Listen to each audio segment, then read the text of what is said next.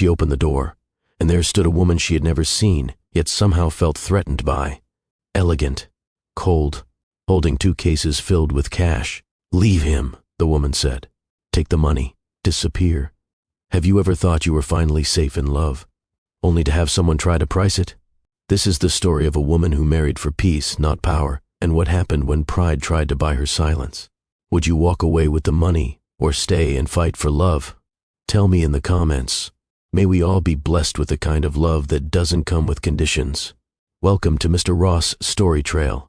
If this is your first time here, I'm grateful you stopped by. And if you've walked this journey with me before, thank you for returning. This story is for anyone who's ever had their intentions questioned, anyone who's loved deeply, only to be met with doubt. It explores what happens when a woman is forced to defend her heart, not with arguments, but with grace. Taryn didn't marry for status. She married for stillness, for the kind of love that doesn't have to be loud to be real. But one night, someone came to her door holding a test disguised as a gift. That's when everything shifted. What you'll hear tonight is not just about choices. It's about worth, the kind that doesn't show up on paper. Before we begin, I pray that every woman watching is surrounded by people who see her clearly, value her deeply, and never make her prove her loyalty to be loved. Stories like this matter because they remind us not every offer is a blessing, not every smile is an invitation, and not every door should be opened without wisdom. If you've ever chosen love over ease or held your ground when others tried, to shake it, like this video, and share it with someone who understands. Let's begin a story that reveals what happens when a woman chooses truth. Even when wealth knocks, Magnolia Creek wasn't a place people passed through. It was a kind of town you had to mean to visit. The roads didn't lead to cities. They led to silence. With winding fences, honey-colored fields, and narrow lanes shaded by tall trees, time moved slower there. People still waved at each other, not out of habit, but out of heart. Taryn Elowen had never wished for more. Her joy lived in the small things, sticky fingers holding crayons wide, eyes at story time, the sound of small shoes skipping down tiled floors. She taught the youngest class at the local school and believed it was the most important job in the world. Her days started early. She brewed coffee in a chipped blue mug and watered the 3 potted herbs by her window. She wore her late mother's watch, not because it worked, but because it reminded her to be present. Her car was old, her clothes modest, and still, she walked through the world like she owned peace. That morning it started like any other, until the sky darkened before noon, the kind of heavy gray that came without warning. She had just finished reading The Little Red Hen to her class when the first wind pushed against the windows. By the time she stepped out onto the school walkway, the air had turned sharp. Her umbrella snapped back the second she opened it. She laughed at herself and tried to hold it steady, but it flapped helplessly in her grip. As she wrestled with it, a black car rolled to a quiet stop beside her. The window eased down. "Need a hand?" a calm voice offered. She turned.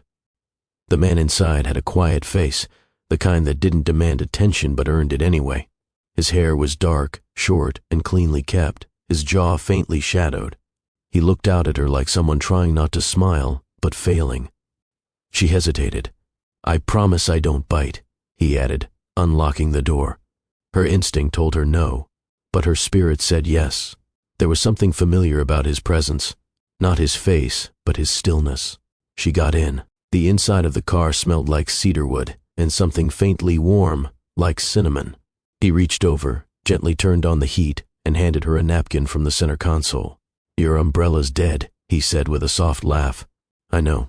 It's been dying for weeks," she replied, shaking water from her sleeves. "It held on longer than I expected. I admire loyalty." She glanced sideways. "You make it sound like we were in a relationship." He smiled. There was a pause. Not awkward, just unhurried. "I'm Cale," he said, offering his hand. "Taryn." He drove slowly, as if he had nowhere urgent to be. Most visitors who passed through Magnolia Creek always seemed to be late for something. But Cale didn't check his phone. He didn't rush. He asked where she needed to be, and when she pointed to a nearby bakery where she usually waited out weather like this, he simply nodded and turned left. "You from around here?" she asked. "No. But I used to spend summers nearby. Family, sort of." She caught that. Not a lie, but not a story he was ready to share. So she nodded and let the silence speak for a moment. At the bakery, she ordered her usual chamomile tea with a slice of lemon and a cinnamon bun, no icing. Cale surprised her by ordering the same. "You actually like it like that?" she asked, raising a brow. "I like things that don't try too hard to impress," he replied. That made her smile, and not because of the tea. They sat by the window. Outside, the world blurred in silver light. Inside, the booth felt like a quiet pocket of warmth. They didn't talk much, but when they did, it was the kind of conversation that didn't feel like trying. She found herself laughing at things she didn't know were funny until he pointed them out. He asked questions like he was listening, not filling space. And when she answered, he didn't interrupt once. By the time the storm passed, her phone had 3 missed calls and her bun was half-eaten. "Thanks for the rescue," she said, standing reluctantly. "You saved me first," he said. She tilted her head. "How do you figure?" "I wasn't having a great day," he said. "You changed that."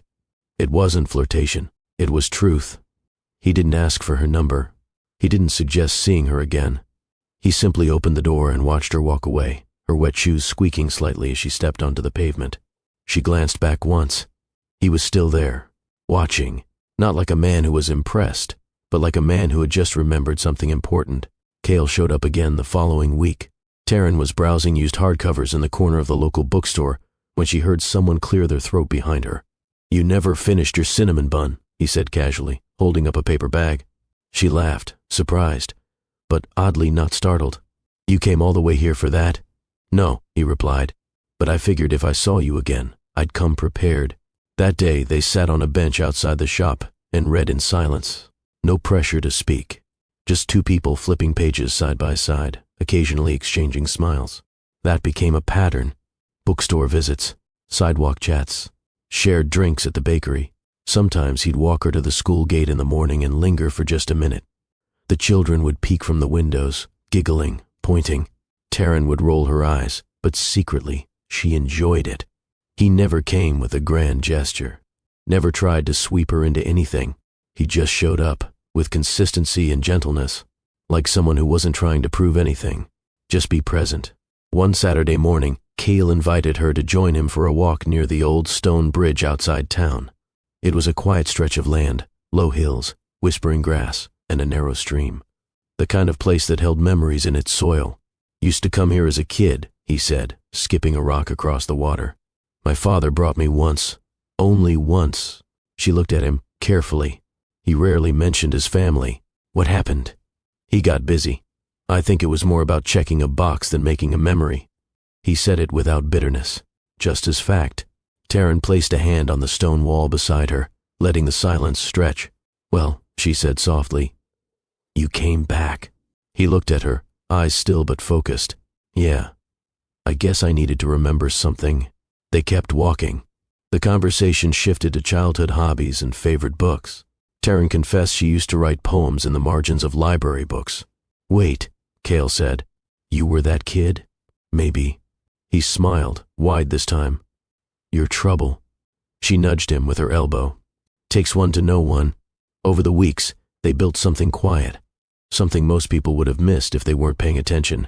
Taryn noticed how Cale listened, not to respond, but to understand. He remembered things. Brought her almond cookies after she once mentioned she liked them as a child. Replaced the squeaky hinge on her classroom cupboard without saying a word. She, in turn, learned to trust his silences. They weren't walls, they were pauses, rest stops between thoughts. A man used to speaking only when he meant every word. One afternoon, they sat on the back steps of the school, watching clouds drift. "I don't understand you," she said suddenly. He turned. "That's honest. What part?" "You don't belong here. Not because you don't fit, but because you're different.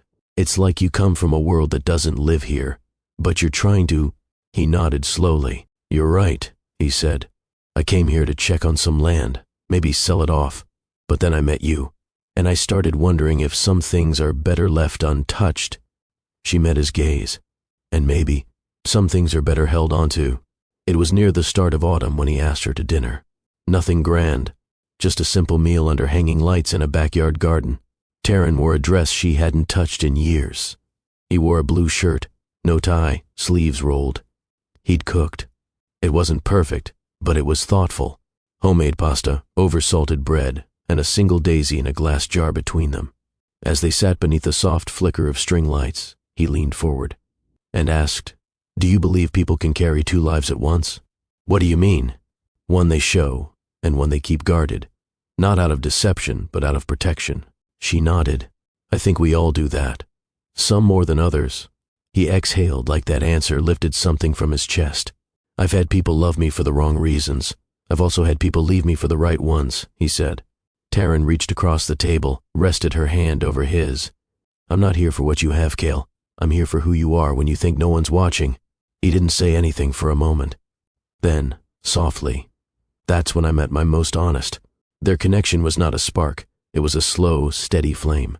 They weren't trying to impress. They were trying to understand.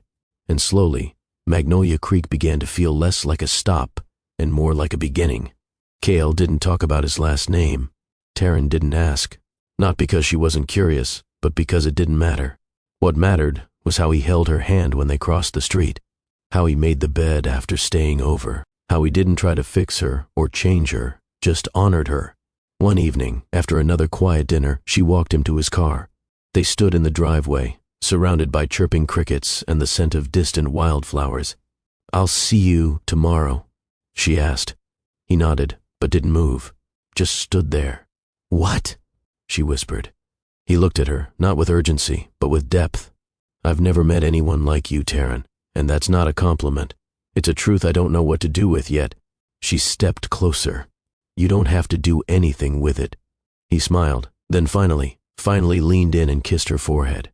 As he drove off, she stood there barefoot on the porch, arms folded, watching the taillights disappear.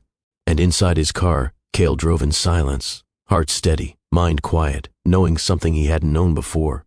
He wasn't passing through anymore. The old oak tree stood at the edge of the field, its wide limbs stretched like arms that had been holding secrets for centuries. That's where he led her.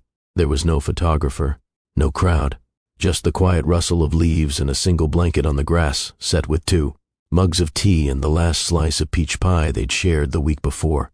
Taryn sat cross-legged, her cardigan sleeves pulled over her hands. Cale paced once, then twice, then stood still like he needed to ask the wind for courage. Finally, he looked at her.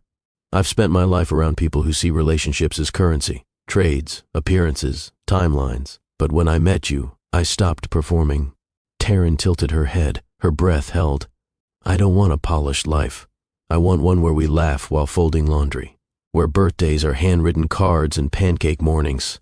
I want a life that's true, even when it's messy." He dropped to one knee, not with flourish, but with humility. From his pocket, he pulled out a ring. The band was simple gold. No diamond, no branding, but it gleamed in the light like it knew it had found the right finger. "I don't want a world of gold," he whispered. "I want a home, with you." Her hands shook as she covered her mouth, tears pooling at the corners of her eyes. "You already have one," she said. They were married 2 months later, in the garden behind the school where Taryn taught.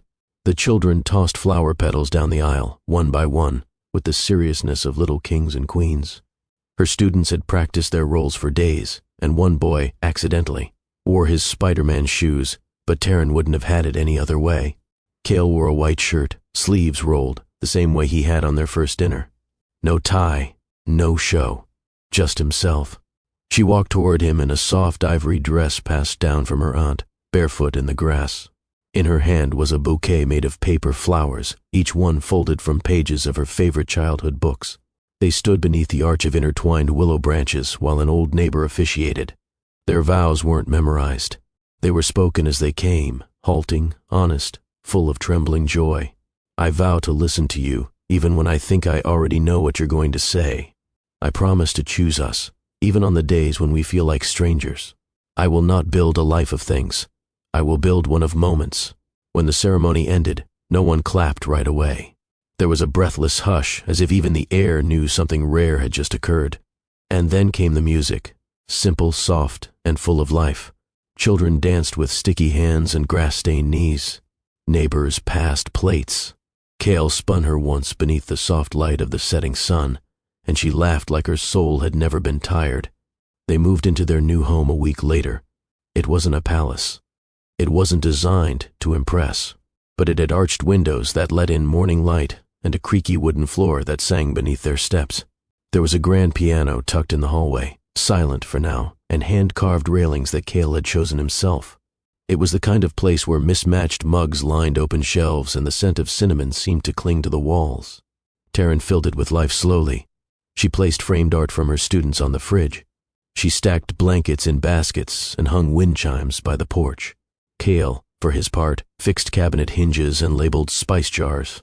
He built her a small writing nook near the kitchen window and stocked it with pens, loose paper, and a note. "Right here. I'll read everything you don't say aloud." The pregnancy was unexpected, but welcomed with joy. Taryn found out one morning when she was brushing her teeth and noticed that her favorite flavor of toothpaste suddenly made her gag. She didn't tell Cale right away. Instead, she spent the day walking around town, pressing her hand against her stomach, wondering how something so tiny could already feel so large inside her. That night, she left the test on his pillow. He found it in the dim glow of the bedside lamp and didn't say a word for a full minute. Then he turned to her, eyes full of something deeper than tears, something sacred. "We made life," he said, voice cracking. "Us." They called her Nella. Nella arrived on a quiet evening, under the dim light of bedside lamps and soft whispers. Taryn didn't scream. She breathed through the pain like a woman who knew what she was carrying wasn't just a child, it was legacy. When she finally held her, wrapped in a worn cotton blanket, her first tears weren't of exhaustion, but of awe. "She's got your eyes," Cale whispered. "No," Taryn replied softly. "She has yours, still and steady." The nurse placed a small tag on Nella's ankle, but Cale had already carved her name onto his heart. They brought her home wrapped in a yellow knit sweater with tiny buttons shaped like stars.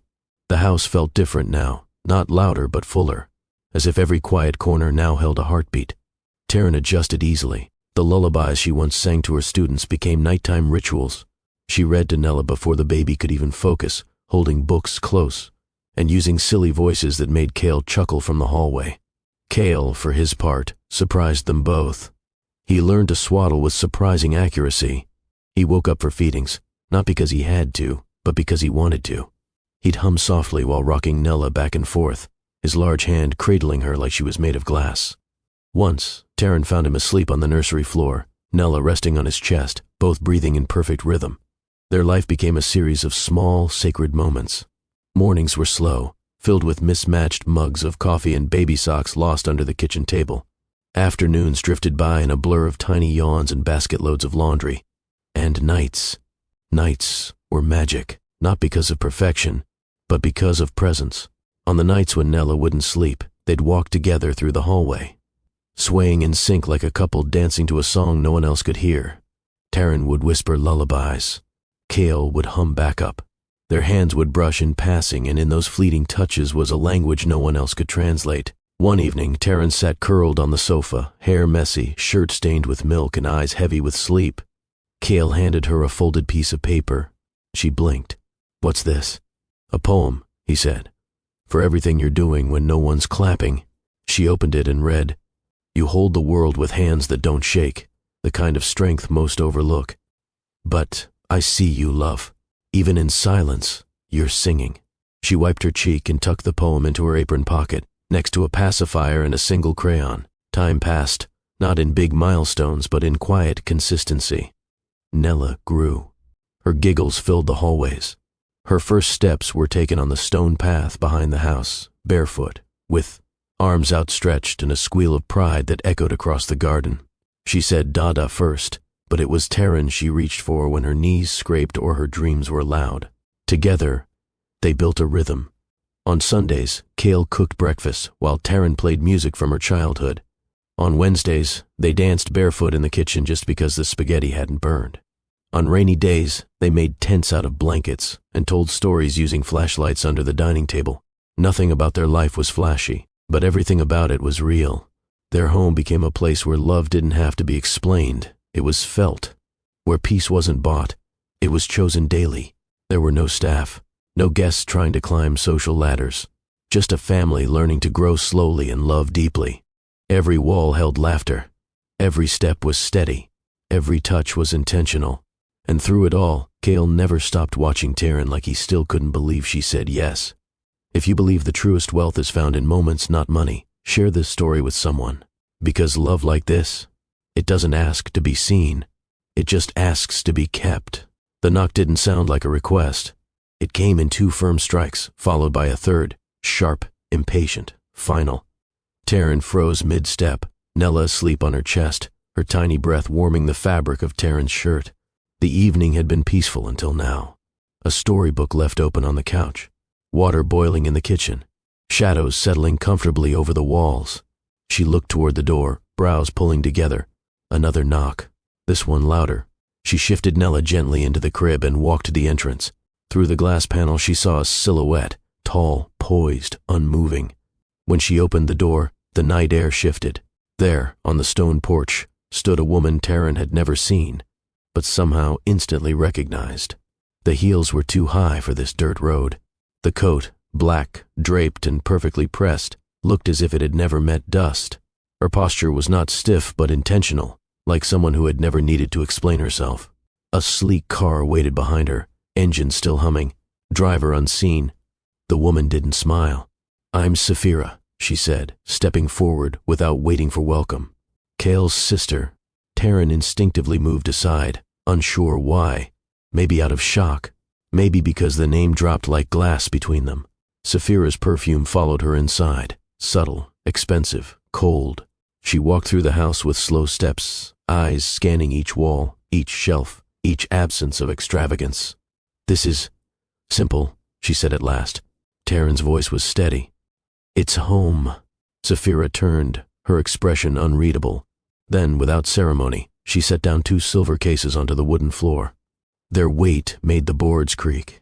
Taryn stared. Saphira snapped both latches open. Money. Stacks of it. Clean. Crisp. Bound in silence. "You'll find it generous," Saphira said.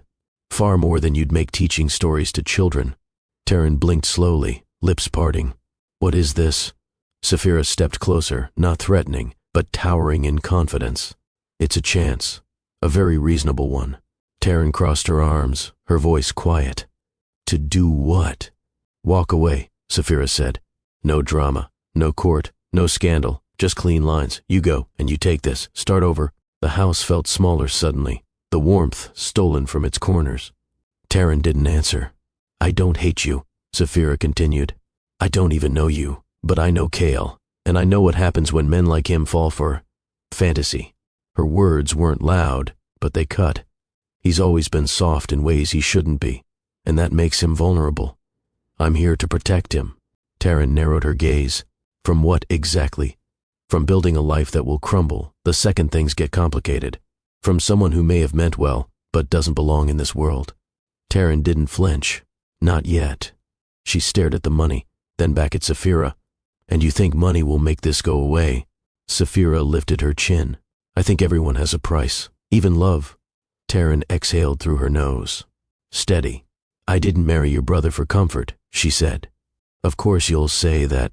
I married him because he carries quiet better than anyone I've met, because he listens when no one else does, because he watches me fall apart and doesn't try to fix it. He just stays." Saphira's expression twitched, barely noticeable.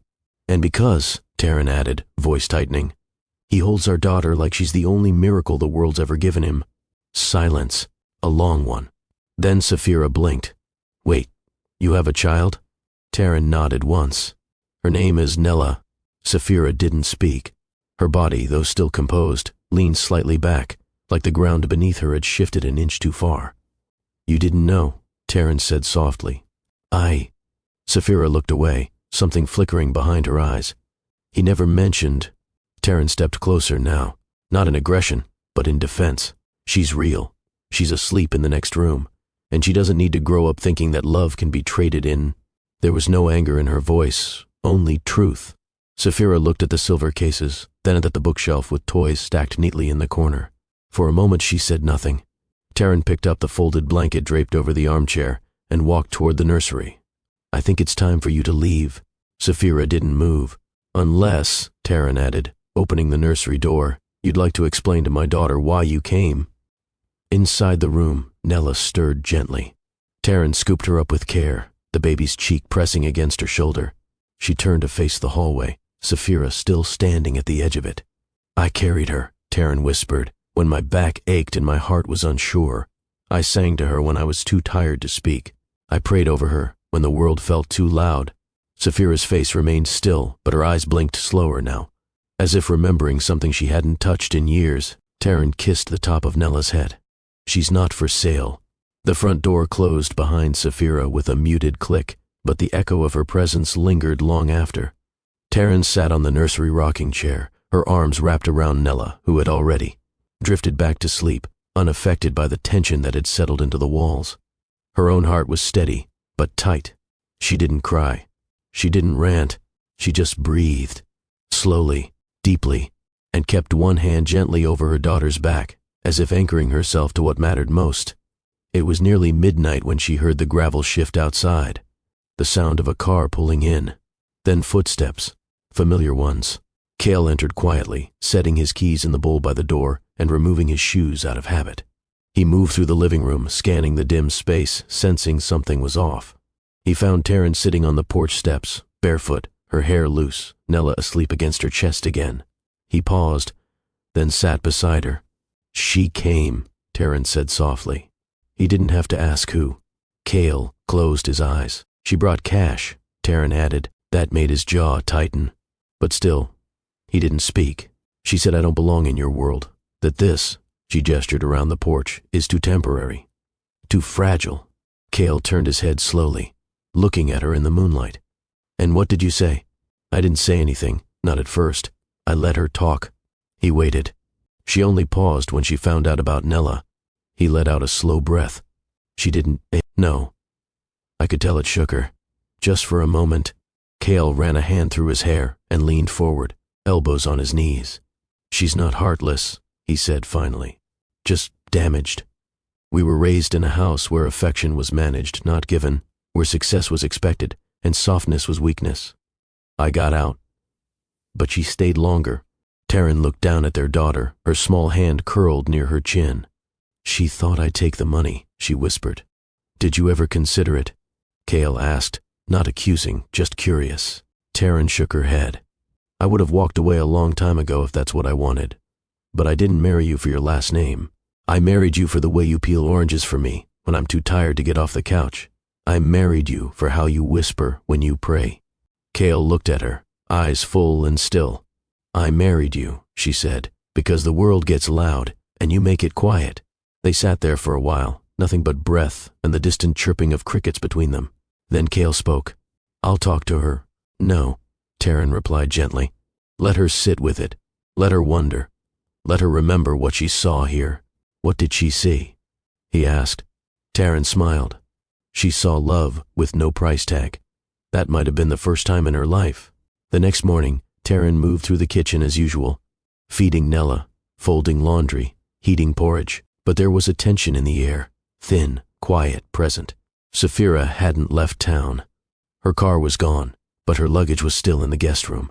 Cale hadn't said much as he got ready for the day, but Taryn knew this wasn't over. Later that afternoon, she stepped outside to collect herbs from the garden, and there, sitting on the porch swing with a blanket over her lap, was Saphira.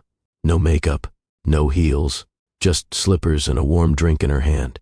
It was the first time she'd seen her still. Taryn hesitated, then walked over. "She always napped this long?" Saphira asked, gesturing toward the window. "Sometimes. She's peaceful." Taryn nodded. "She looks like you," Saphira added. "No," Taryn said. "She looks like us." There was a pause. The wind picked up slightly, tossing strands of hair across Saphira's face. "She didn't fix them." "She has a laugh I wasn't expecting," Saphira whispered. "It's loud. Honest." Taryn looked at her carefully. She got that from Cale. Saphira set the mug down, her hands now free. For the first time they trembled slightly, not from weakness, but from something unspoken. "I didn't come here to hurt anyone," she said. "I truly thought I was protecting him." "I know," Taryn replied softly. "I don't understand this life, the quiet, the nothingness. It scared me." "It's not nothing," Taryn said. "It's everything. If you let it be." Saphira's eyes glistened, but no tears fell. Later that evening, Taryn stood at the sink rinsing Nella's bottle when she noticed a soft rustling behind her. She turned to find Sapphira in the doorway, not imposing this time, just present. She held something in her hands, a hardcover children's book, faded at the edges but carefully preserved. "I found this in your bookshelf," she said. "The Giving Tree." Taryn dried her hands and stepped closer. "I read that to Nella last week." Sapphira smiled faintly, but it didn't reach her eyes. "It used to be my favorite. Before I learned how people leave." There was no edge to her tone now. No polish, no weaponry, just something quietly exposed. Taryn gestured toward the couch. "Sit." They did. The book rested between them like a truce. "I don't remember our mother ever reading to us," Sapphira began. "We had a nanny, sweet older woman. She used to sneak storybooks into our room. It was the only time the house felt soft." Taryn nodded, waiting. "I forgot about that," Sapphira admitted. "Until I watched you with Nella yesterday. You didn't even know I was standing there." "I wasn't performing," Taryn said simply. "I know," Sapphira replied, her voice quiet. "That's why it hit me." They sat for a while, listening to Nella's soft babbles in the next room. Taryn picked up the book, flipping through pages she had read so many times they felt like prayers. "You know," Sapphira said, watching her, "I spent years building walls to protect myself. I thought money was the safest kind of love. It doesn't leave, it doesn't lie, but it also doesn't stay," Taryn said gently. "Not when you need warmth." Sapphira looked down, her fingers brushing over the book's embossed title. "I don't have any warmth to give." "You don't need to give it all at once," Taryn replied. "Start with staying." That evening, Kael joined them on the porch. The three of them watched Nella crawl toward a patch of fallen leaves, her fingers closing around one like it was a jewel. "She's strong," Sapphira said. "She's watching," Taryn replied. "Learning." Sapphira's expression turned inward. "Is that why you told me no?" she asked. "Because she was listening?" Taryn looked at her. "No. I told you no because what we have is not for sale. But yes, she was listening. Even in her sleep, her spirit hears what we teach it." Sapphira blinked back something that wanted to fall. Instead, she cleared her throat. "Well," she said, standing, "I suppose I'll need to return these." She gestured to the silver cases still sitting quietly in the corner. "No rush," Taryn said. "They're not in the way." That night, after everyone had gone to bed, Taryn tucked Nella into her crib and lingered by the doorway. She didn't know what would happen next, whether Sapphira would leave in the morning or stay longer, whether this was the beginning of healing or just a passing moment of grace. But as she stood there, watching her daughter sigh softly in sleep, she whispered the words again, just for herself. "You are not for sale." Sapphira stayed the night, not because she asked to, but because Kael told her to. "Stay," he had said, after she quietly announced her intent to leave. "You've seen enough from the outside. Now stay long enough to see what's real." He didn't raise his voice. He didn't demand. He simply looked at her with a kind of tired sadness, and something in her finally surrendered. She took the guest room. That evening, as Taryn rocked Nella to sleep, Kael sat beside her in the nursery, silent, with his hand resting near their daughter's foot. "Did she come for blood?" he asked. "No," Taryn replied. "She came for control." Kael nodded slowly. "She's been like that since we were kids." Taryn looked over, encouraging him to continue without pressure. "Our house was polished, quiet, everything looked perfect, staff always in place, schedules precise, but there wasn't any home in it. We weren't held, we weren't hugged, we were briefed, praised when we performed, corrected when we didn't." Taryn listened. Sapphira adapted. She learned how to control a room before she learned how to comfort a crying friend. That's how she survived. Me? I started disappearing early. I read books in empty rooms, found silence inside silence. "And then?" Taryn asked softly. "And then I left. The first chance I got." Taryn ran her fingers along Nella's curls. "I didn't realize how much of this would touch her," Kael said. "I thought I was protecting you by keeping her at a distance. But it's not protection if it leaves the wound untreated." "She didn't know about Nella," Taryn said. Kael let out a long, slow breath. "She never asked. That's always been her way. Decide first, deal later." They sat for a while, just the three of them, folded into the comfort of routine. The scent of baby lotion, the slow hum of the ceiling fan, the creak of the old rocking chair. It all felt like a lullaby too honest for words. The next morning brought silence. Saphira sat at the kitchen table, out of place in the worn sweatshirt Taryn had loaned her the night before. Her posture was still composed, but less deliberate. Her hair, unpinned and loose, fell to her shoulders. Taryn poured coffee and set it in front of her. "Thank you," Saphira said, surprising even herself with the softness in her voice. Cale entered a moment later, holding Nella in one arm, already dressed and giggling at her own fingers. Saphira blinked as he set the baby into the high chair. No staff, no nannies, just a man with rolled-up sleeves, spooning mashed banana and humming under his breath. "You do that yourself?" she asked, unable to stop the words from leaving her mouth. Cale smiled. "Every day." She turned to Taryn. "And you don't have help?" Taryn tilted her head. "We help each other." Saphira walked outside after breakfast, needing air. Not because it was stuffy, but because everything inside the house felt foreign. A family that functioned on kindness, not obligation. A man of means, changing diapers without being asked. A woman who didn't demand attention yet received so much of it. She sat on the porch swing and watched the way Cale gently guided Nella down the stone steps, steadying her tiny hands. There was no show, no performance, just rhythm, and it shook something loose in her. Later that afternoon, she offered to help fold laundry. Taryn handed her a small pile and smiled. "If you match the socks correctly on the first try, I'll be impressed." Saphira looked down. The tiny socks in shades of pink and white stared back at her like a puzzle she wasn't trained to solve. One pair, then another. She folded them slowly, awkwardly, unsure if she was doing it right. Taryn didn't correct her. She just folded beside her. The silence between them wasn't empty anymore. It was learning. By the third day, Saphira's routines began to mirror the house she was in, unintentionally, almost unwillingly. She woke earlier, made her own tea, sat quietly during breakfast instead of scanning her phone. Her sharp lines, of speech, of posture, of presence, were slowly softening. At the edges, as if the air itself had begun to shape her differently. But that didn't mean there was no friction. The house wasn't built for show.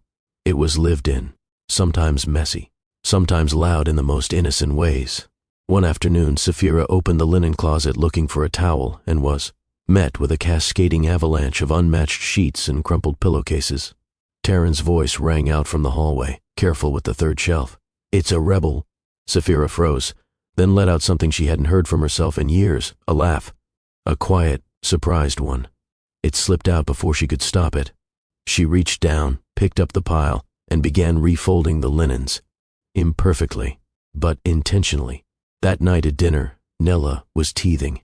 She refused the spoon, tossed her cup, and screamed loud enough to make the silverware shake. Cale stood calmly, bouncing her in his arms while swaying side to side. Taryn handed him a chilled teether from the freezer.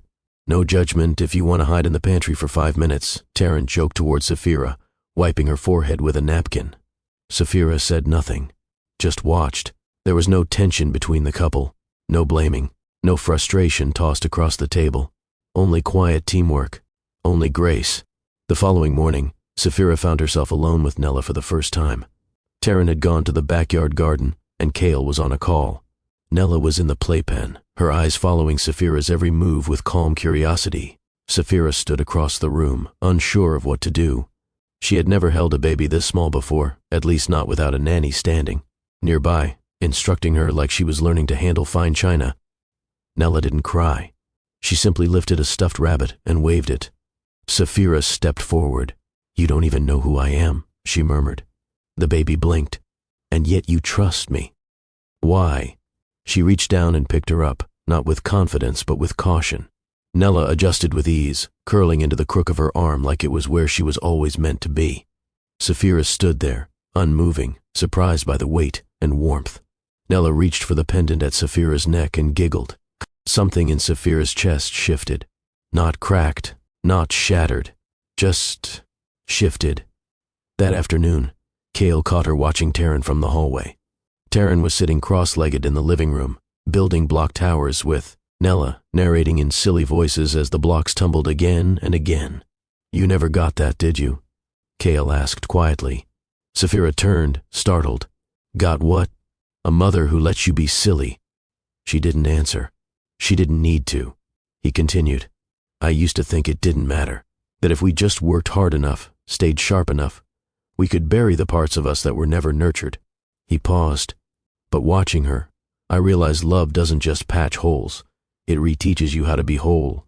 That evening, Saphira wandered out to the back steps after dinner. She watched the sky turn shades of soft coral and dusty plum, the sun lowering behind the field. Taryn joined her without a word, carrying 2 mugs of tea. They sat there for a while, feet bare, silence welcome.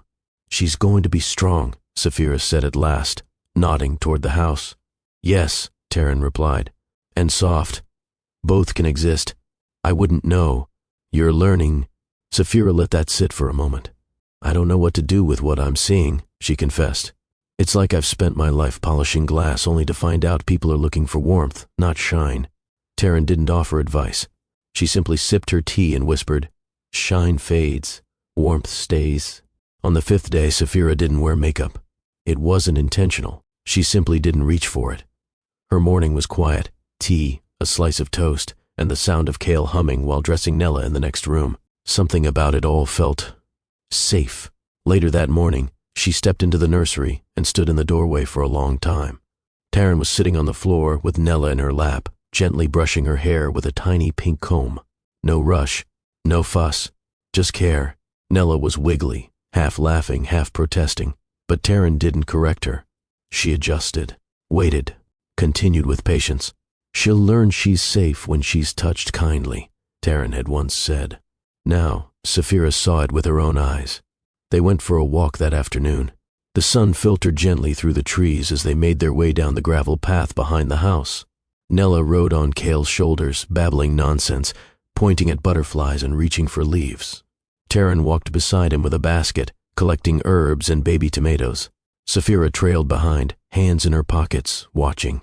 The breeze was light, the sky open.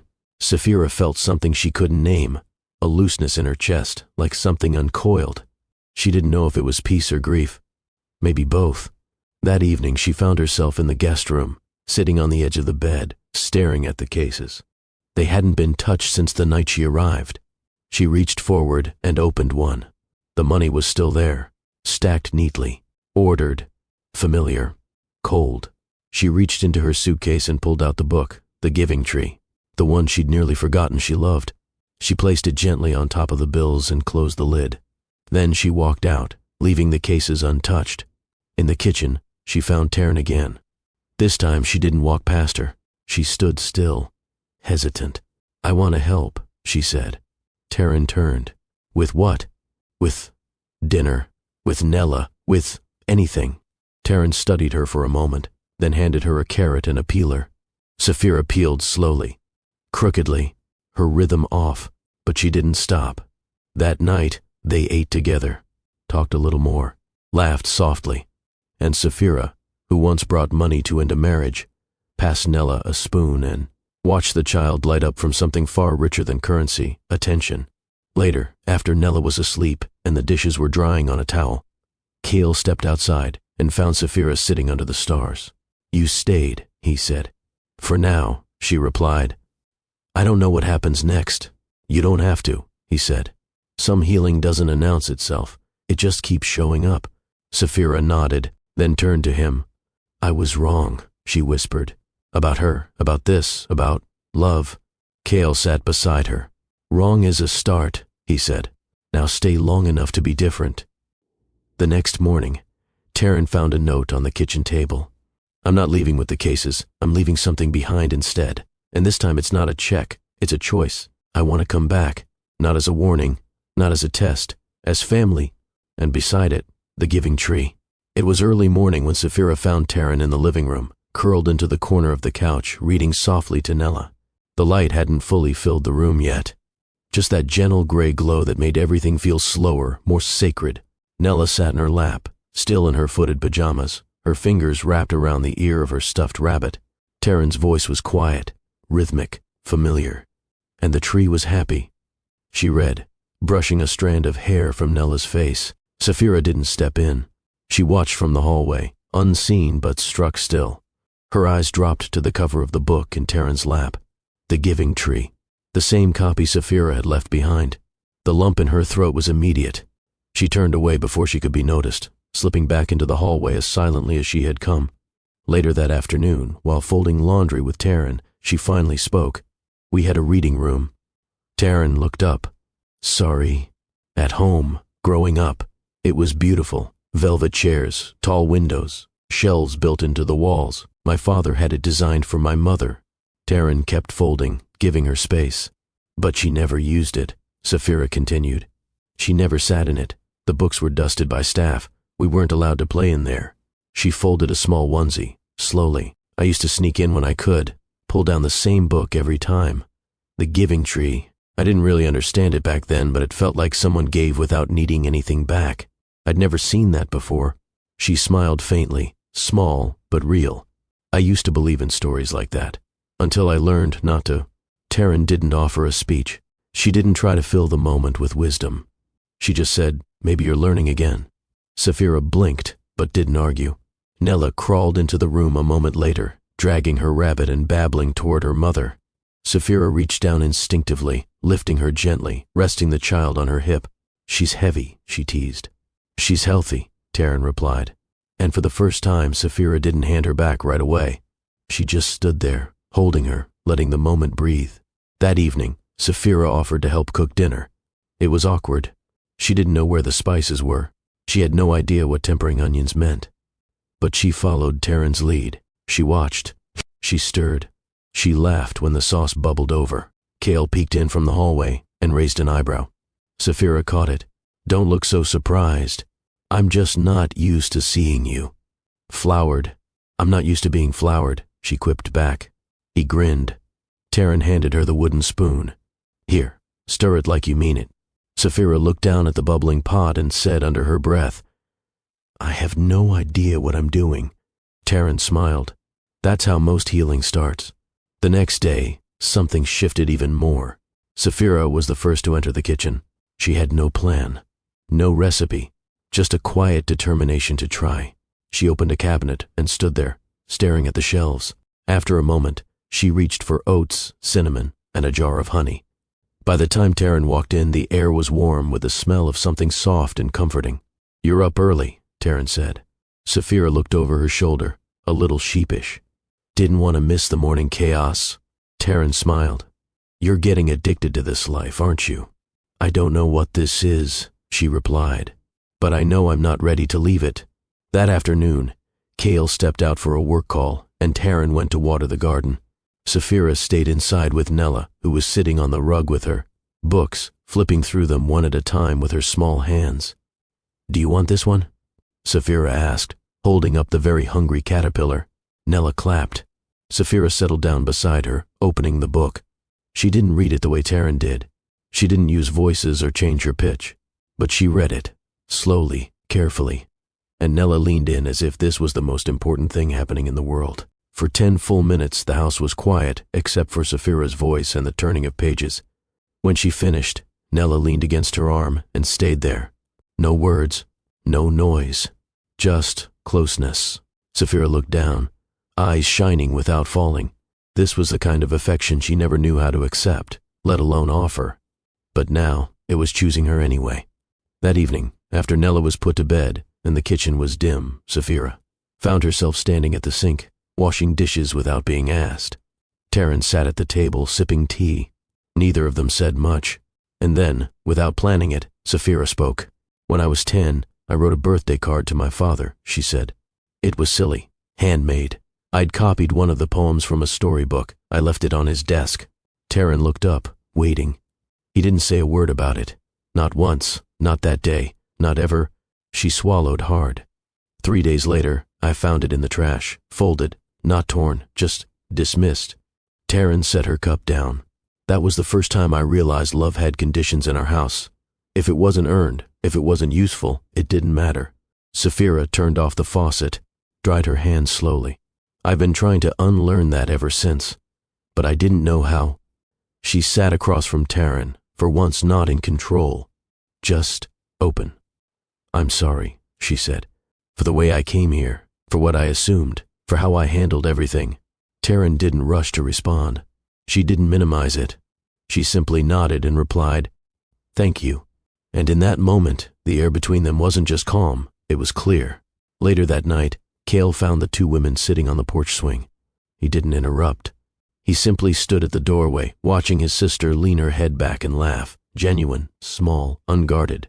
And beside her, Taryn smiled, not out of politeness, but out of peace. Saphira started staying in the kitchen longer. She no longer hovered near the doorway like a visitor. She poured juice. She rinsed fruit. She hummed without realizing it. One morning, she packed Nella's snack bag without being asked. She didn't ask where things went. She just seemed to know. Taryn noticed. So did Cale. No one said anything. Love was being taught, not with lectures but with presence. Later that day, Cale walked into the living room and saw Saphira sitting on the floor, Nella beside her, both holding crayons. They weren't coloring in the lines, just scribbles, red, green, purple, across a page filled with chaos and joy. "You're not bad at that," Cale teased gently. Saphira looked up. "She's not judging me, so I figured I'd follow her lead." Nella handed her a yellow crayon. Cale smiled. "She likes you." Saphira looked down at the child and whispered, "She lets me." The next morning, Cale stood by the back door, coffee in hand, watching Taryn hang laundry while Nella played in the grass nearby. Saphira stepped beside him, arms folded. "She's nothing like I expected," Saphira said. "She doesn't need to be," Cale replied. Saphira nodded. "You've built something good here. I didn't see it at first, but now I don't want to unsee it." Cale turned. "You don't have to." She exhaled slowly. "I want to come back, not to check up, not to interfere, just to be near this." He didn't say anything at first, just rested a hand on her shoulder. "That's all we've ever wanted." Later that afternoon, Saphira pulled a small box from her bag. It was wrapped in soft fabric and tied with twine. Taryn opened it to find a bracelet made of wooden beads, each carved with a word. Grace, steady, soft, fire, mother. "It's not from a designer," Saphira said. "It's from a woman who makes them in the market near my apartment. I thought of you when I saw it." Taryn touched the beads, moved. "It's beautiful. So are you," Saphira replied. "And not because of what you do, but because of what you never ask for." That evening, the three of them sat around the table. Nella clapped along to a song Saphira had made up on the spot. Taryn poured more tea. Cale wrote something down in the notebook he always kept nearby. It wasn't perfect, but it was healing. A space once built from skepticism and fear was now being rebuilt, slowly, day by day, with laughter, trust, and quiet redemption. Tag someone who showed you that people can change if they're truly seen. Because sometimes all it takes is love that doesn't flinch. And a child who offers a crayon without asking questions. It had been 2 months since Saphira left the first time. Taryn wasn't sure if she'd return. She hadn't asked her to. She believed that real change was never forced. It had to want its way back on its own. And then, on a Sunday afternoon, a car pulled into the drive. This time, there were no silver cases, no designer bags, no heels stepping out like a declaration. There was Saphira, wearing soft shoes, holding a brown basket wrapped in a kitchen towel. Inside were 3 jars of plum jam, a stack of gently used books tied with twine, and a note that simply read, "For Nella, for slow mornings, for stories that don't need to be fixed." She didn't knock this time. She just walked to the porch, paused at the open door, and smiled. "I brought snacks." The rhythm of life picked up again, only this time it had a new beat. Saphira didn't stay long, but she visited often. And each time she came not to supervise, but to contribute. She read stories with new voices. She learned the words to Nella's favorite lullabies. She rolled dough with flour-covered hands and laughed at how terrible her pie crusts looked. She didn't try to control anything. She just showed up. And slowly, the name Auntie Saphira started to stick. Nella began reaching for her hand. Cale began leaving space at the table for her without thinking. Taryn began saving a second cup of tea every evening she knew Saphira was due to visit. One evening after dinner, Taryn found a folded napkin tucked into her apron pocket. It was a poem, short, messy, written in Cale's familiar slanted handwriting. "You wore grace today in the way you stirred soup and told time not with clocks, but with kisses." She smiled and stuck it to the fridge with a magnet shaped like a duck. This was still their love story. It hadn't faded with routine. It had grown roots. Cale still kissed her shoulder when he walked past her in the kitchen. Terrence still wrote grocery lists with little hearts drawn beside his favorite snacks. They still slow danced while the laundry spun in the machine, still whispered dreams they hadn't told anyone else. There were no marble floors, no drivers, no catered brunches, but there were quiet glances that held history. There was warmth in the way they moved around each other, like music only they could hear. And in the middle of it all was Nella. She toddled between worlds, one that used to wear labels and one that lived in love. At Saphira's place, she had shelves full of books and a window seat just for her. At home, she had a garden path where her name was written in painted stones. She didn't know what it meant to be rich in the traditional sense, but she was being raised to know wealth in the truest sense, the kind that doesn't make noise, but makes room. One evening, while helping Taryn hang laundry outside, Saphira looked across the backyard. The sun was dipping. Kale was chasing Nella with her stuffed rabbit, both of them giggling like they didn't care who was watching. "This house," Saphira said softly, "shouldn't work." Taryn glanced over. "And yet, it's more alive than anything I've ever lived in." Taryn smiled and handed her a clothespin. "That's because it's built on showing up, not showing off." Spring rolled in slowly. One morning, Nella waddled into the kitchen holding a wildflower she'd picked from the yard. Dirt still clung to the roots, but she offered it to Saphira with a proud grin. Saphira knelt down, cupped Nella's cheeks, and said, "I've never gotten anything this perfect in a box." She meant it.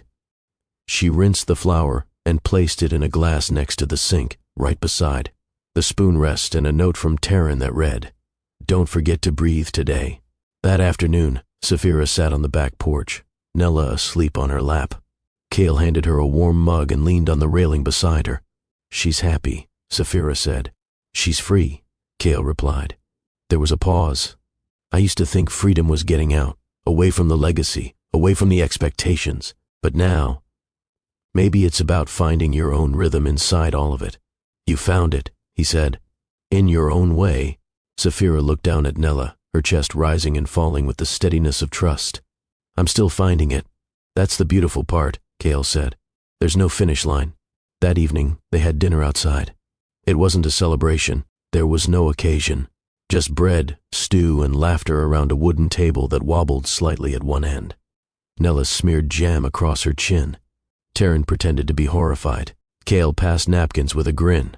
Saphira refilled glasses without being asked. Later, they sat beneath a sky full of stars, and no one rushed to leave the moment. It wasn't extravagant, but it felt whole. Inside the house, a single photo sat on the mantel. Taryn, Kale, Nella, and Saphira, arms tangled, eyes relaxed, no poses, just presence.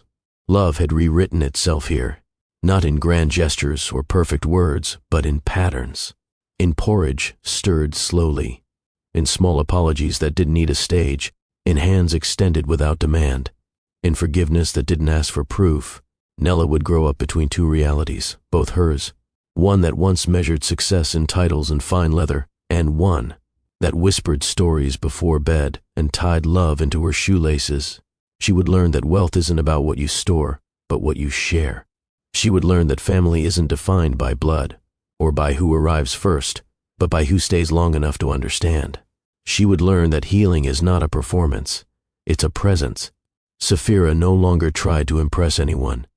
She left behind her sharp edges and returned again and again, not as a guest, not as a critic, but as someone who had made peace with who she used to be, and chose to become someone softer, someone better. Kale never stopped writing poems. He left one inside Taryn's coat pocket just last week. You don't need a crown to change a kingdom. You only need the courage to stay gentle in loud places. Taryn still wrote love notes on the back of grocery receipts. They still held hands without needing a reason. And maybe that's the kind of story worth telling.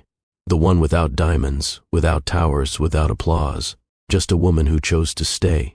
A man who learned how to see. A sister who decided it wasn't too late. And a child raised in a home where love wasn't bought or borrowed, but practiced. Every single day. Because love, when it's real, doesn't need permission. It shows up. It rebuilds. It remains. Let's take a breath. Because sometimes the most powerful stories aren't the ones that race. They're the ones that settle into us slowly. You've just walked through a story that may have looked like fiction on the surface, but it's closer to real life than many would admit. A woman who didn't chase wealth. A man who didn't know how to be loved without expectations. A sister who had to unlearn everything she thought she understood about connection. And a child watching it all. So what do we take away from this? 1. Love isn't bought, it's built. Taryn didn't need proof of Cale's wealth. She needed proof of his presence. What they built wasn't made of expensive things. It was made of consistency. Warm food, unrushed mornings, eye contact, inside jokes, folded laundry and shared burdens. Money may open doors, but love, real love, is what fills the rooms. If you've ever been told you should upgrade your standards based on income, status, or connections, pause. Ask yourself, will those things hold you when you're tired? Will they notice the quiet sadness behind your smile? Taryn chose peace over performance. She chose presence over power. And look what grew from it. 2. Family can be rewritten. Blood doesn't automatically make someone safe. And absence doesn't have to last forever. Sapphira walked in with power and fear disguised as control, but she didn't leave the same way. Why? Because love doesn't always confront, it invites. Taryn never fought her with words. She led by example. She stayed soft when she could have turned sharp. And she didn't slam the door, she held it open. That openness gave Sapphira something she'd never been offered, space to be different. So if you've ever carried the weight of a family that didn't see you, or if you've been the one afraid to return, remember this. Family isn't about who never hurt you. It's about who chooses to grow with you. And sometimes healing doesn't begin with apology. It begins with being seen. 3. Forgiveness is a gift you give yourself. Taryn had every right to draw a line. She had every reason to defend her peace. But she didn't hold on to bitterness. She didn't treat Sapphira as a threat. She saw the brokenness behind the armor. Forgiveness doesn't mean forgetting. It doesn't mean erasing the harm. It means refusing to carry it forward into the next generation. Forgiveness gave Taryn back her focus. It gave Nella a better story to inherit. And it gave Sapphira a door back into a family she'd never truly had. So if you're holding on to something that's weighing your heart down, maybe it's time to ask, who is this resentment really protecting? You deserve to be free. 4. Children learn by example. Nella won't remember the exact words spoken between her parents. She won't remember the brand of high chair or the price of the baby blankets. But she will remember how her mother looked at her father when he wasn't watching. She'll remember how her aunt read to her, awkwardly at first, then with affection. She'll remember that she was safe, heard, and never treated like an inconvenience. Children don't just absorb language. They absorb tone. They absorb tension. And most of all, they absorb truth. Your life is their first textbook on love. So ask yourself, what are you teaching? 5. What kind of wealth are you building? It's a simple question, but it holds weight. Is your wealth in numbers or in people? Are you collecting things or investing in moments? Are you curating your life to look good or to feel good when no one's clapping? In this story, no castles were built. No inheritance was announced. No lifestyle was flaunted. But there was music in the kitchen. There were poems tucked into coat pockets. There were sticky fingers and handwritten cards. And there was a woman who didn't let pride stop her from growing. That's wealth. So if this story touched your heart, hit that subscribe button and share. This was someone who still believes in the power of love over legacy. We're not promised perfect lives, but we can build meaningful ones. Start with kindness, add patience, let go of performance, and choose people who pour into your soul, not just your schedule. This was Mr. Ross Story Trail, where we walk through fiction to find truth. Until next time, take care of your peace and build the kind of love that doesn't need defending.